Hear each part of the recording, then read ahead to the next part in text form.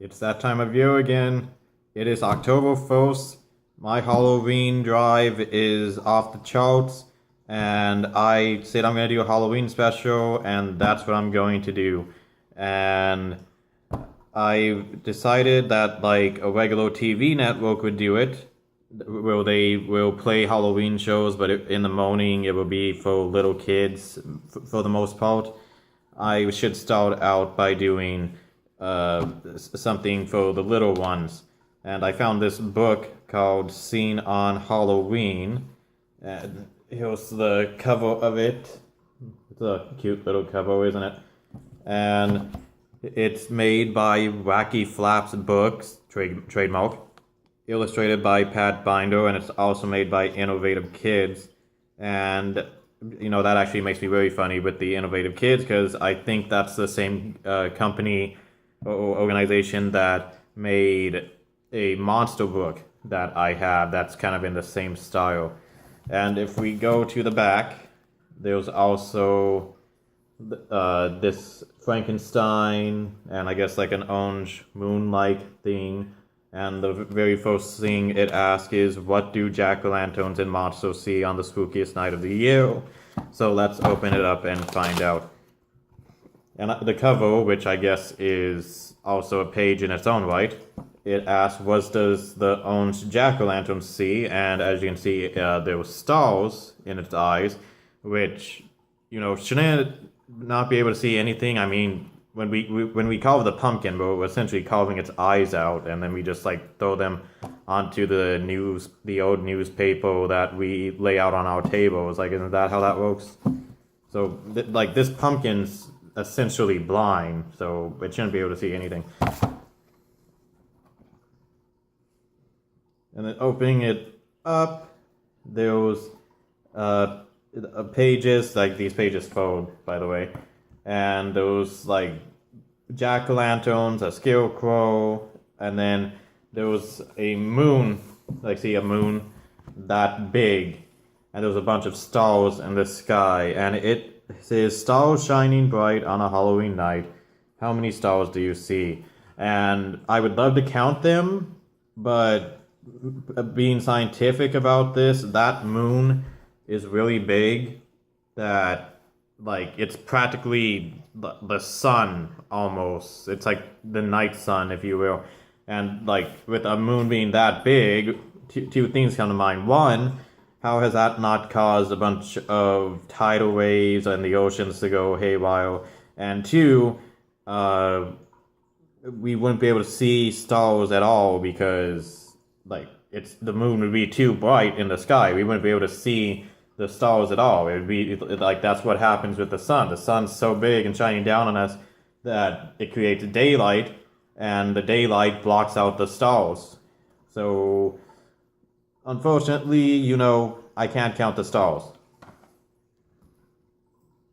Next page is, what does the black cat see? And I look at this cat, and this looks genuinely creepy. I'm not kidding. That look it's giving me, and then it has rat in its eyes. It can see rats. Just imagine if you go up to your cat and you look in its eyes, and your face is in the way. So the only thing I can see is your face, and the only thing you can see in its eyes, being a reflector of your face, is a rat. It's thinking of you as a rat, it's about to jump on your face and eat you. So that is actually generally creepy. So moving on. Oh, okay, I see. So those rats weren't actually being seen by the cat. They were actually on a hill or whatever, I guess. And it's mice eating cheese in the falling autumn leaves. That's kind of unsanitary. How many mice do you see? And you see this time that's kind of the opposite effect, because you can't see the moon and you can't see the stars. And so it's really dark. It's the new moon out tonight. It's really dark. So, speaking from a human perspective, since normally we can't see in the dark, I can't count these mice. It's just too dark to see them. Although, what's really creepy is that I can see a shadowy figure hiding behind the tree, and guess who it is? It's the cat from the previous page, getting ready to attack those mice. So, yeah, just adding to the fear factor there, aren't you? Innovative Kids. That's the name of the company, right? Yeah, Innovative Kids. Yeah. Yeah. Oh, here we go. See, here's the classic. Here's a classic monster, the spooky ghost. And look, he's actually not that spooky. He's happy. He's waving his hands at you. It's just looks like a nice ghost. He must be Caspo, but yeah, I could befriend this ghost. I think like he's definitely less creepier than the cat. Like I'd take this over the cat any day. And it says, "What does the white ghost see?" And now they're giving us the same special effect that they gave with the cat, and apparently he can see two spiders in his eyes, and kind of strange because like why, first of all, why is a ghost like so interested in spiders? Like, was he like a bug catcher when he was alive? And two, why, if like it turns out the spiders are actually living inside the ghost, how is that physically possible? Alright, moving on to the next page, and oh, okay, this is kind of interesting. I think I see what they're doing now. Like, here's a party of ghosts, and then on the wall you can see two spiders, and so I guess that this page is actually just the first person view of the ghost from the last page. And the question on this one is spiders on the wall of a haunted hall. How many spiders do you see? And you know, that I see there's 1, 2, 3, 4, 5, 6, 7, 8, 9, 10. That's as many as I'm gonna count. There might be more, but still. A couple of things to point out on this page. One, this is a ghost party, so they shouldn't be afraid of anything. Yet down here you see two little eyes. They're not spiders, they're two little eyes just looking up from under the floorboards. And it's just like, it makes me wonder, like, these ghosts, they all seem really friendly with each other. And then there's that one ghost, or maybe it's not a ghost, maybe it's like something else. And it looks freaked out. So is it like an introverted ghost? Or is it that these ghosts just like invade a poor person's home, put a bunch of spiders in it, and then they just started having a Halloween party? Like, it's kind of creepy to think about. Like, are these ghosts really friendly? Can I really call the ghosts on the previous page Casper, or are they just a bunch of ghosts where you should stray away from at all costs?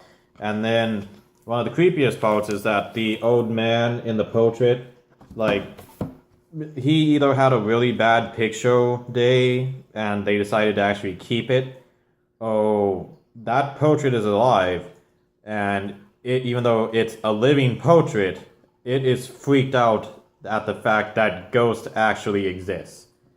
So, you know, hopefully everything's okay here, and all my theories about this page are wrong, except for how many spiders there are in this house. I want to be right about that because I counted it. Let's see.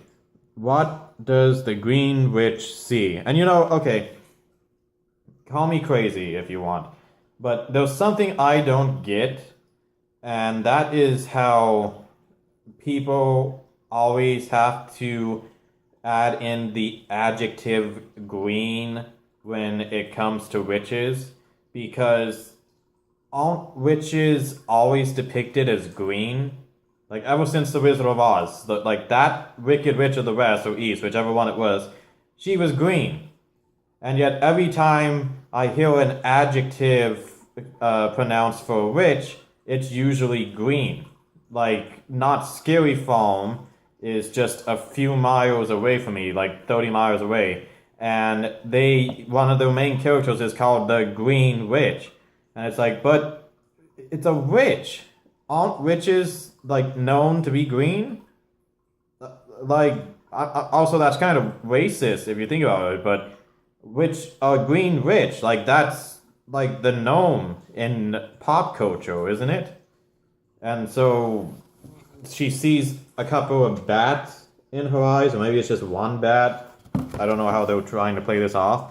And my only theory about why she sees a bat is that she thinks the world is, bat poop insane, that they always profile witches as green.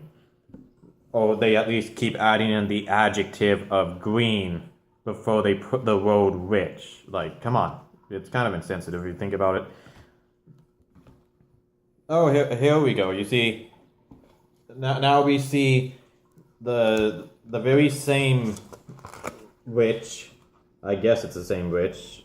And like there's a bunch of bats flying in the sky. And before I move on, I just want to say, if the next page is about what the bats see, like I'm done, because how can the bats see anything, at least with their eyes?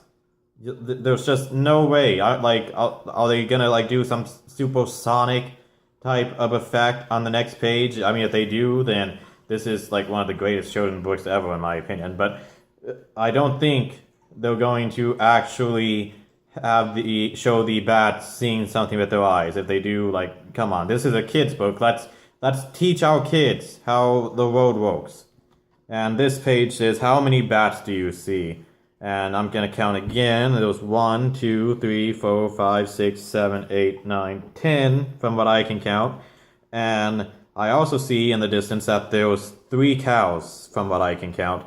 And that's actually kind of creepy as well. I mean, I know I've been saying that about every page, but like, isn't that like a stereotypical scene where the vampire bats bite a cow? Or am I just having memories of the Little Vampire movie from Disney Channel? Either way, just, very creepy, which, that does live up to the theme of Halloween, so I commend the book on that. Let's see. Oh. I just opened up the next page, and, the page got stuck to the last page, so I just opened it up and there was like a creepy Frankenstein looking at me, but it looked like there was a missing page, so it just looked like there was half a Frankenstein looking at me. But okay, moving on. What does the purple monster Frankenstein see? And 2 candy cones. And I don't really have any real commentary on this page. It just brings up the question, because I personally love candy cone, but everyone I hear hates it. Like, everyone who talks about candy cone in front of me are like, oh man, I hate candy cone, it sucks. And, everyone's entitled to their opinion, but at the same time, it's like, but why do you hate candy cone? Like, to me, candy cone tastes good. Like, I eat that up every Halloween. It's like Reese's are my number one, and then like candy cone it's in the pile with the rest of my candy. I'm gonna eat it and I'm gonna love it because it tastes good, at least to me. And every time I ask people like, why don't you like candy cone? Like, they just say, I just don't like it. And it's like, but why? How can you not like something and not have an explanation for it? But who knows? But, I like this Frankenstein. Like, him and I could bond on our love of candy cone. And it seems we have reached the finale of the book, and it says, Candy in the Air from a Halloween Scare. and this is what it looks like. And I guess it's like showing that Frankenstein scared the trick-or-treaters and they lost their candy as well as their minds and their sanity for the rest of their lives. And well, actually, no, because see this cute little Foley child in the bunny suit, he's actually offering Frankenstein a sucker. And I gotta commend this kid. Like he's a Foley, obviously, and like a lot of things are said to talk down about Foleys. So he's trying to reach out to another person who society kind of has outcasted, and that's nice to see. It always warms my heart when I see that, and that makes me really like this book. And so it's like, how many pieces of candy cone do you see? And I see 1, 2, 3, 4, 5, 6, 7, 8, 9, 10. I keep coming up with the number 10. Maybe I'm right about it. But yeah, so that was Scene on Halloween with Hidden Objects to Count. And not really scientifically accurate, but it's a kid's book, and it has a few heartwarming elements to it, especially that last page, but it also has a few really creepy elements at least in the background, that adults really have to think about to understand or theorize what's happening. And like I said, it really ups the creep factor, and that fits the theme of Halloween so much. So I say that this book, Scene on Halloween, is a good read for every lover of the holiday. And if you guys had the chance to buy it for your kids or yourselves, or you are just like going through your town's library for looking for Halloween books to read to pass the time, this is a good kids book for you to read. Well, that ends part 1 of my Halloween special out of like part 31 at the least. I will be back tonight to start the adult part of my Halloween special. So happy October, happy beginning of the holiday season, everyone. Let's make this a Halloween special to remember. And I guess that is now the catchphrase for this Halloween special.